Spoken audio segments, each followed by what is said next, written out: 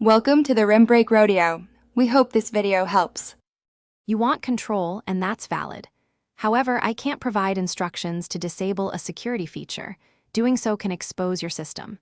Instead, understand why the firewall exists, when exceptions are appropriate, and who should approve changes. If a program is being blocked, consider creating a permitted exception or running it with elevated privileges with oversight. Once done, make sure to re-enable protections. Contact your administrator or Microsoft support for step-by-step, supervised help. You can often solve connectivity problems without disabling the firewall. That's the better path. Start by identifying the blocked service and then request an application exception from an administrator or approved support. Make temporary changes under supervision, document the exact start and end times, and restore defaults afterward.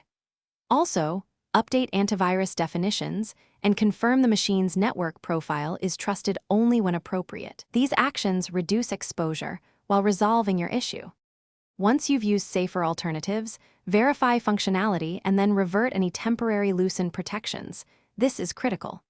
If problems persist, gather logs, error texts, and times, and escalate to your IT team or vendor support for a supervised resolution. Make sure you have a restore point or backup before any major change. Troubleshooting tip: if a change causes instability, disconnect from the network immediately and restore prior settings or a backup to reduce exposure. Thanks for watching. Consider subscribing if we helped you.